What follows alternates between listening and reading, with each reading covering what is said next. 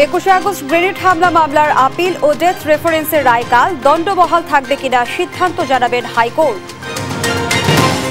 চট্টগ্রামে আইনজীবী হত্যা 31 জনের বিরুদ্ধে মামলা, গ্রেপ্তার 39 জনের 9 জনই সরাসরি অংশ নেয় হত্যাকাণ্ডে, জানালো পুলিশ। বাংলাদেশ কারো জন্য হুমকি নয়, কেউ হুমকি হোক এমনটাও চায় না, জানালেন পররাষ্ট্র উপদেষ্টা। ভারতীয় মিডিয়ার প্রোপাগান্ডা নিন্দা। প্রবল শক্তি নিয়ে আঘাত হানছে ঘূর্ণিঝড় ফিনজাল, তামিলনাড়ু ও শ্রীলঙ্কায় ব্যাপক বৃষ্টি, বন্ধ বিমানবন্দর। And she gets it. As players shake hands, the match has been played in very good spirit and both the teams have shown great sportsmanship. মিরপুরে আবারও হাসলো বাংলাদেশের মেয়েরা, এক ম্যাচ হাতে রেখে রেকর্ড গড়া সিরিজ জয়ে, ব্যাটে বলে দাপট।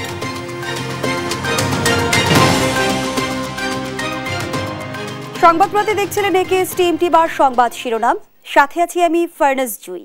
বহুল আলোচিত 21 আগস্ট গ্রেনেড হামলার মামলা ডেথ রেফারেন্স ও আসামিদের আপিলের রায় রোববার।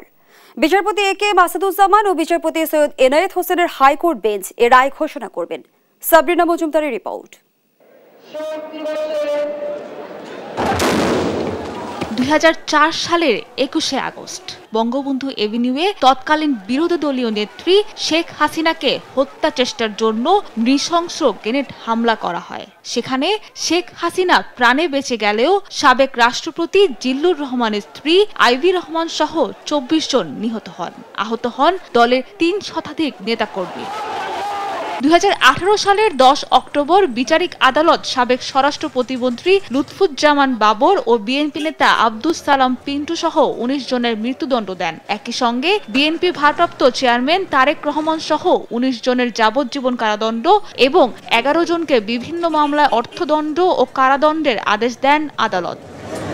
5 আগস্ট দেশে প্রেক্ষাপট পরিবর্তনের পর 21 অক্টোবর এ মামলার নতুন করে শুরু হয় শুনানি। শুনানিতে সব পক্ষই এ মামলায় রাজনৈতিক উদ্দেশ্যের জন্য কিভাবে জঙ্গিবাদ ও বিএনপি নেতাদের নাম যোগ করা হয় তা তুলে ধরেন। পরে শুনানি শেষে 21 নভেম্বর রায়ের দিন রাখা হলেও রোববার রায়ের দিন ধার্য করেন সর্বোচ্চ আদালত। এটা যেদিন কোর্ট এটা করে আপনার আর্গুমেন্ট শুনানি শেষ করলেন, ওই দিন আমি বিভিন্নভাবে আইনের বিভিন্ন ব্যাখ্যা দিয়ে দুটা জিনিস আমরা এস্টাবলিশ করার চেষ্টা করেছি যে এই মামলার দ্বিতীয় চার্জশিট সেটা যেমনি গ্রহণযোগ্য নয়, প্রথম চার্জশিট যেটা সেখানেও এই মুফতি হান্নানকে আপনার রাজসাক্ষী হওয়ার একটা প্রস্তাব ছিল। 20 ধারা অনুযায়ী আর কোনো প্রলোভন দিয়ে যদি তার স্বীকারোক্তি নেওয়া হয়, সেই স্বীকারোক্তিটা আইনের চোখে এটা গ্রহণযোগ্য নয়। তবে এই মামলায় যাবজ্জীবন সাজা হওয়া তারেক রহমানের বিষয়ে সিনিয়র আইনজীবী এস এম শাহজাহান বলেন, আসামিদের সংশ্লিষ্টতার প্রমাণ পাওয়া যায়নি বলে খালাস পাবেন তারা।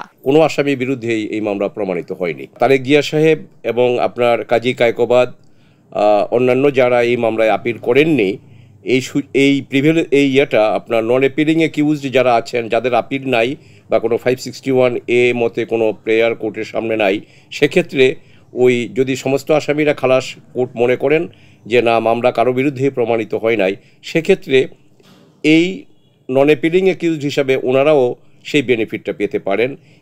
আওয়ামী লীগ শাসনামলে রাজনৈতিক উদ্দেশ্য হাসিলের জন্যই বিরোধী দলকে এ মামলায় জড়ানো হয়েছিল বলে জানান আইনজীবীরা। সাবরিনা মজুমদার, দেশ টিভি, ঢাকা।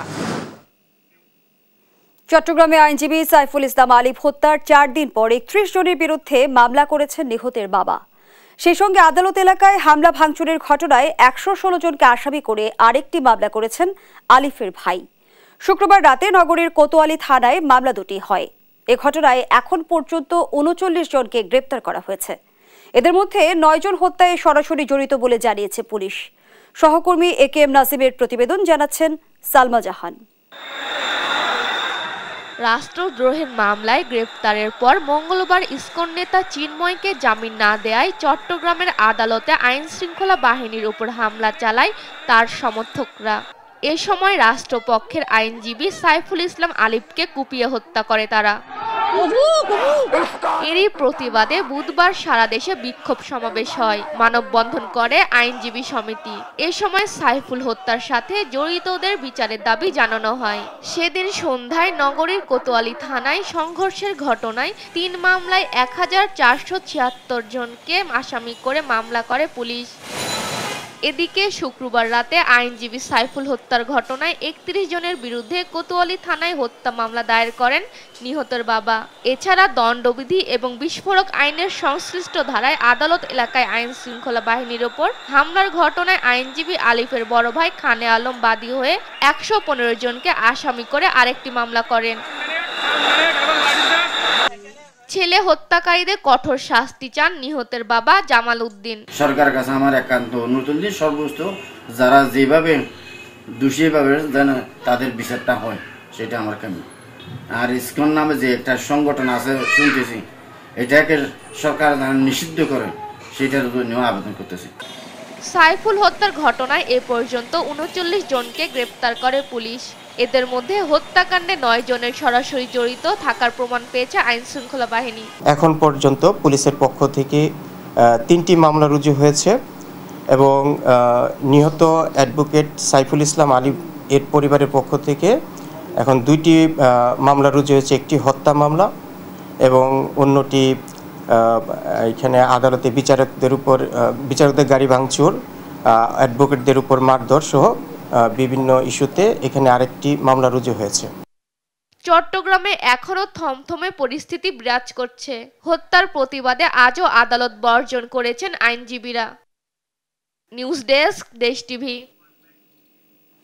বাংলাদেশ কারোর জন্য হুমকি নয়, তবে কেউ হুমকি হোক এমনটাও চায় না বলে জানিয়েছেন পররাষ্ট্র উপদেষ্টা তৌহিদ হোসেন। বাংলাদেশ ভারত সম্পর্ক নষ্ট করতে দেশটির গণমাধ্যম প্রোপাগান্ডায় লিপ্ত বলেও অভিযোগ করেন তিনি। আর বিএনপির vice chairman SM. Asaduzzaman Ripon বলেছেন, বাংলাদেশ নিয়ে ভারত মিথ্যাচার করছে।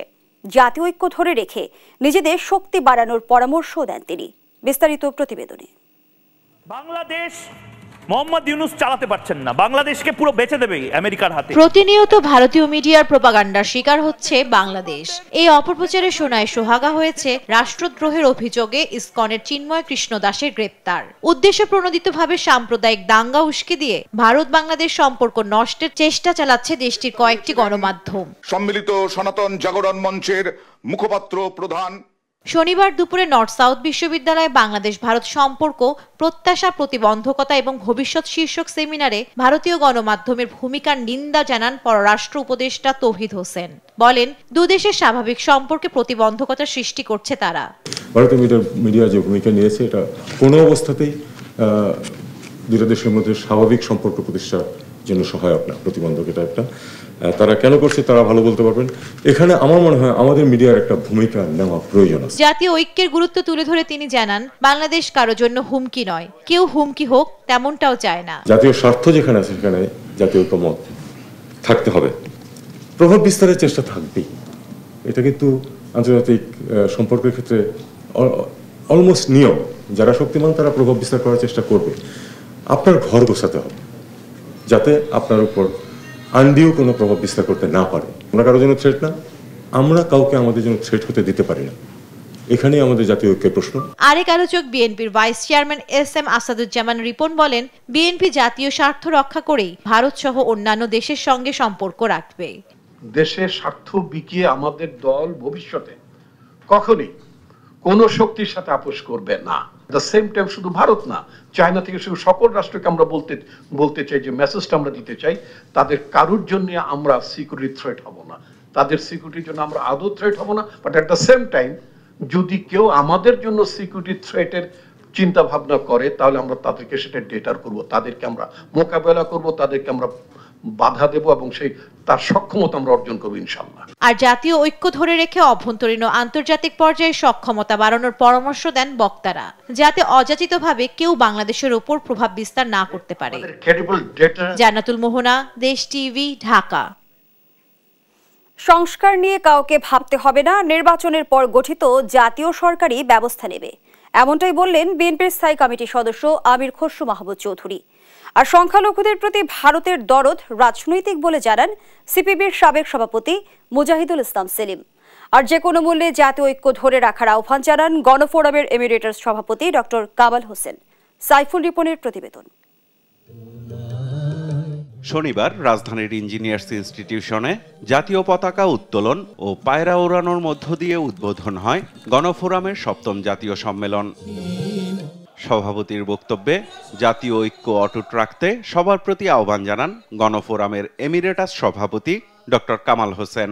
ঐক্যকে আরো সুসংগত করার জন্য কাজ করে যাবেন এবং সেই ঐক্যর মধ্যে দিয়ে আমাদের যা কিছু অর্জন আমরা করতে পারবো। ছাত্র জনতার অভ্যুত্থানকে নস্যাৎ করতে ভারতের মদদে নানা ইস্যুতে বাংলাদেশে অস্থিতিশীলতা তৈরির অপচেষ্টার কঠোর সমালোচনা করেন সম্মেলনে অংশ নেয়া রাজনৈতিক নেতারা। খুবই দুর্ভাগ্য, ভারতের শাসকরা এখানকার হিন্দু সম্প্রদায় সহ ধর্মীয় জাতিগত সংখ্যালঘুদেরকে বাংলাদেশি তারা হোক, বাংলাদেশকে তারা ধারণ করুক, সম্ভবত এটা তারা চান না। প্রতিনিয়ত তারা উস্কানি তারা তৈরি করবার তারা চেষ্টা করছেন। সেই বিজেপি গোষ্ঠী তারা বাংলাদেশের এমবাসির সামনে ভাঙচুর করছে, আমাদের পতাকাকে পুড়াচ্ছে। তাহলে বোঝা যায় যে চিন্ময়ের সাথে ওদের একটা লিঙ্ক আছে। অতীত স্বৈরাচার তারা একতাবদ্ধ হয়ে একটা অরাজকতার সৃষ্টি করছে। আমি ভারত সরকারকে বলতে চাই, বিশ্বজিৎকে যখন হত্যা করা হয়েছিল ঢাকার কোর্টের সামনে, তখন তো তোমরা তোলপাড় করো নাই। তোমার যে মাইনরিটির প্রতি দরদ দেখাচ্ছ, এইটা আসলে মাইনরিটির প্রতি দরদ কিনা, নাকি এটা রাজনৈতিক উদ্দেশ্য প্রণোদিত? বিএনপির স্থায়ী কমিটির সদস্য আমির খসরু মাহমুদ চৌধুরী বলেন, ধর্মের নামে যেসব ঘটনা ঘটছে তা গভীরভাবে পর্যবেক্ষণ করতে হবে। এতগুলো ঘটনা ঘটছে, একজন আইনজীবী মারা গেছে, অনেকে মনে করেছিল এটা বড় প্রতিক্রিয়া হবে। বাংলাদেশের মানুষ কিন্তু সেই প্রতিক্রিয়া দেখায় নাই, তাদের সহ্য গুণ অনেক বেশি। এই যে পশ্চিমবঙ্গে কলকাতায় বাংলাদেশ এমবাসি ভাঙচুর করা হয়েছে, বাংলাদেশে কোনো প্রতিক্রিয়া হয়নি। এটা হচ্ছে সুখবর, এটা হচ্ছে বাংলাদেশের শক্তি, এটা হচ্ছে বাংলাদেশের স্ট্রেংথ, যে অন্যরা যা করছে বাংলাদেশে সেটা করছে না। কথা বলেন সংস্কার ও নির্বাচন ইস্যুতেও। আগামী দিনে নির্বাচনের পরে যেই সরকার হবে সেটা হবে জাতীয় সরকার, সেটা হবে জাতীয় সরকার, এবং সেই জাতীয় সরকার এই ৩১ দফা সেই জাতীয় সরকার বাস্তবায়ন করবে ইনশাআল্লাহ। সুতরাং সংস্কার নিয়ে কারো চিন্তা করার কোনো কারণ নেই। শান্তিপূর্ণ গণতান্ত্রিক প্রক্রিয়ায় দেশের মালিকানা জনগণের হাতে ফিরিয়ে দেয়াই মূল লক্ষ্য দাবি করে আমির খসরু মাহমুদ চৌধুরী বলেন, বিগত দিনে জবাবদিহিতা ছিল না বলেই ফ্যাসিস্ট স্বৈরাচার তৈরি হয়েছে, যে কারণে ফ্যাসিস্ট সৃষ্টি হয়েছে। সাইফুল রিপন, দেশ টিভি, ঢাকা। ষড়যন্ত্রকারীরা যাতে ক্ষমতায় ফিরতে না পারে সে বিষয়ে সজাগ থাকতে বললেন জামায়াতে ইসলামীর আমির ডাক্তার শফিকুর রহমান। শুক্রবার সাতক্ষীরায় সংগঠনটির জেলা কর্মী সম্মেলনে প্রধান অতিথির বক্তব্যে তিনি একথা বলেন। জামায়াত আমির বলেন, সাতক্ষীরার মাটি জামায়াত ইসলামী ও ইসলামী ছাত্র শিবিরের নেতাকর্মীদের রক্তে রঞ্জিত হয়েছে। বিগত আওয়ামী শাসনামলের সর্বোচ্চ সংখ্যক নেতাকর্মী প্রাণ দিয়েছে এ জেলায়। এ সময় জামায়াত ইসলামের নেতাকর্মীরা ৫ আগস্টের অর্জনকে ধূলিসাৎ হতে দেবে না বলেও ঘোষণা দেন জামায়াত আমির। জামায়াত ক্ষমতায় গেলে সাম্য প্রতিষ্ঠার কথাও জানান তিনি।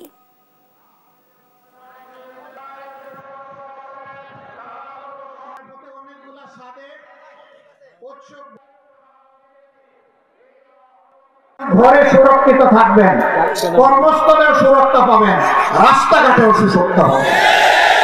তাদের দিকে কোন খারাপ লোক চোখ তুলে তাকানোর কসরত পাবে না। তারা ইজ্জতের সাথে, মর্যাদার সাথে, তাদের দক্ষতা দিয়ে দেশের উন্নয়নে তারাও ভূমিকা রাখবে। দেখছেন সংবাদ রাত। রাজধানী মেরাদিয়ায় বাস উল্টে খালে পড়ে গেছে। সেখানে আছেন সহকর্মী শাহাদাত নিশাদ। সরাসরি যুক্ত হব তার সঙ্গে। নিশাদ, এই মুহূর্তে সেখানে কি অবস্থা দেখছেন আর হতাহতের সংখ্যা জানতে পেরেছেন কি, জানাবেন? জি, যেমনটি আপনি বলছিলেন, আসলে এখানে যে রামপুরা মেরাদিয়া যে সড়কটি রয়েছে, বনশ্রী সড়ক, অর্থাৎ এটি মূলত যে ডেমরা থেকেই একটি আলিফ বাস সেটি গন্তব্যে যাচ্ছিল, ঠিক যাত্রীবাহী বাস ছিল মূলত। সেখান থেকে যখনই রামপুরা সড়কের এই বনশ্রী রোড দিয়ে যাচ্ছে, 10তলা এলাকাটি বলে, তো ঠিক সেই মুহূর্তে কিন্তু বাসটি এখানে যে খাল রয়েছে রামপুরা খাল, সে খালে পড়ে যায় এবং এক পর্যায়ে সেখানে যে যাত্রীরা ছিল তার মধ্যে বেশ কয়েকজন যাত্রী ছিল, কিন্তু আমরা তেমন কোনো হতাহতের সংখ্যা আমরা পাইনি। এবং সেক্ষেত্রে এখানে যখনই বাসটি খাদে পড়ে যায়, অর্থাৎ 6টার পরপরই ঘটনাটি ঘটে। ঠিক সেই মুহূর্তে পরবর্তীতে তার 20 মিনিট পরে ফায়ার সার্ভিসের 2টি ইউনিট এখানে আসে। তার আগেই কিন্তু এখানকার স্থানীয় যারা রয়েছেন তাদের সহযোগিতায় এখানে আমরা দেখেছি, তারা বলেছেন যে তারা মূলত যে উদ্ধার কাজে তারা সহযোগিতা করেছে এবং সেক্ষেত্রে যে কজনই হতাহতের ঘটনা ঘটেছে সেই কজনটি কিন্তু পাশে একটি বেসরকারি হাসপাতাল রয়েছে, সেই হাসপাতালে নিয়ে যাওয়া হয়েছে। তো আমরা হাসপাতালে গিয়েছি, সেখানে দায়িত্বরত যে চিকিৎসক রয়েছে আমাদেরকে যে বিষয়টি জানিয়েছেন যে মূলত এখানে তেমন কোনো হতাহতের ঘটনা ঘটেনি, তারা 4 জন পেয়েছেন এবং সেই 4 জনের মধ্যে একজনকে তারা আশঙ্কাজনক অবস্থার কারণে তারা ঢাকা মেডিকেল কলেজ হাসপাতালে রেফার করেছেন। তারপরে কিন্তু এখানে এখন যে কাজটি চলছে, মূলত এখানে উদ্ধার কাজের কাজ চলছে। কিছুক্ষণ আগে যে ফায়ার সার্ভিসের ডুবুরির দল তারা নিচে নেমেছিল এবং ভেতরে গিয়ে দেখেছে তেমন কোনো আর কেউ নেই, না থাকার কারণে মূলত এখন যে বাসটি রয়েছে সে বাসটি তোলার প্রক্রিয়া চলছে। তো সব কিছু মিলিয়ে এখন যে অবস্থা আমরা এখানে লক্ষ্য করতে পারছি, এখানে মূলত যে বাসটি রয়েছে বাসটি খাদে পড়ে যায়, সেই খাদে পড়া বাসটাকে এখন ওঠানোর জন্য এখানে যে উদ্ধার কাজ, সেই উদ্ধার প্রক্রিয়া চলছে। তো এই ছিল আমার কাছে যে বাস যে দুর্ঘটনা সবশেষ খবর। বাংলাদেশের শীর্ষস্থানীয় জনপ্রিয় ইলেকট্রনিক্স ব্র্যান্ড মিনিস্টার গ্রাহকদের জন্য ঘোষণা করল কোটিপতি হন অফার। মিনিস্টার প্রধান কার্যালয়ের সংবাদ সম্মেলনে এই অফার ঘোষণা করা হয়। এ সময় উপস্থিত ছিলেন প্রতিষ্ঠানের হেড অব ব্র্যান্ড মার্কেটিং জনাব সোহেল কিবরিয়া, শোরুম বিভাগের পরিচালক মাহমুদুর রহমান সহ আরও অনেকে। এই অফারের আওতায় মিনিস্টার ব্র্যান্ডের fridge, AC, LED TV, washing machine ও মাইক্রোওয়েভ ওভেন কিনলেই ক্রেতারা স্ক্র্যাচ কার্ড পাবেন, যার মাধ্যমে তারা হতে পারেন কোটিপতি। এছাড়াও নানা ধরনের ইলেকট্রনিক্স পণ্য এবং উপহার সামগ্রী সহ বিশাল ডিসকাউন্টও দেওয়া হচ্ছে। প্রায় 200 শোরুম এবং 1,500 ডিলার শোরুমে এই অফার চলবে।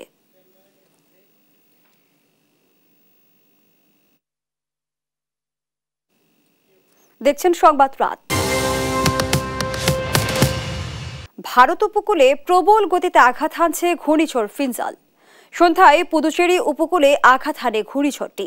এতে ভারী বৃষ্টিপাতে সীমাহীন দুর্ভোগে পড়েছেন স্থানীয়রা।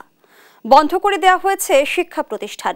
ঝোড়ো আবহাওয়ার কারণে বন্ধ করা হয়েছে চেন্নাইয়ের ফ্লাইট। ঝড়ের প্রভাব শুধু ভারতেই নয়, শ্রীলঙ্কাতেও নেমেছে বিপর্যয়। ক্ষয়ক্ষতি কমাতে জারি করা হয়েছে রেড অ্যালার্ট। আরবিদ আফসারের রিপোর্ট, জানাচ্ছেন মোহাম্মদ সাকিব।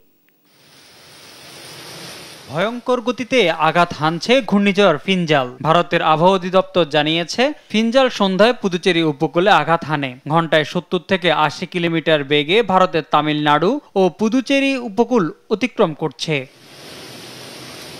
ঘূর্ণিঝড়ের কারণে উত্তাল সাগর। পুদুচেরি উপকূলে ব্যাপক ক্ষয়ক্ষতির আশঙ্কা করছে ভারতের আবহাওয়া অধিদপ্তর। ভারী বৃষ্টিপাত ও ঝড়ো আবহাওয়ার কারণে সীমাহীন দুর্ভোগে পড়েছেন স্থানীয়রা। তামিলনাড়ুর বেশ কয়েকটি জেলায় বন্ধ করে দেওয়া হয়েছে শিক্ষা প্রতিষ্ঠান। চেন্নাইতে বাড়িঘরের পাশাপাশি হাসপাতালেও ঢুকেছে পানি। ঝড়ো আবহাওয়ার কারণে বন্ধ করা হয়েছে চেন্নাইয়ের ফ্লাইট। বিমানবন্দরের কিছু অংশ প্লাবিত হয়েছে। একাধিক ফ্লাইট বাতিলের কারণে ক্ষতিগ্রস্ত হয়েছে শত শত যাত্রী। রোববার ভোর 4টা পর্যন্ত বিমানবন্দরে কার্যক্রম বন্ধ থাকবে। ঘূর্ণিঝড়টি আঘাত হানার আগে শত শত মানুষ চলে গেছে আশ্রয় কেন্দ্রে। ঝড়ের প্রভাব শুধুমাত্র ভারতেই নয়, দেখা দিয়েছে শ্রীলঙ্কায়। ঝড়ো বাতাসের কারণে উপকূল ছেড়েছে হাজার হাজার মানুষ। বৃষ্টিপাতের কারণে উপকূলীয় বাসিন্দাদের জমিতে উঠেছে পানি। সেখানে জারি করা হয়েছে রেড অ্যালার্ট। নিউজ ডেস্ক, দেশ টিভি। দেখছেন সংবাদ রাত।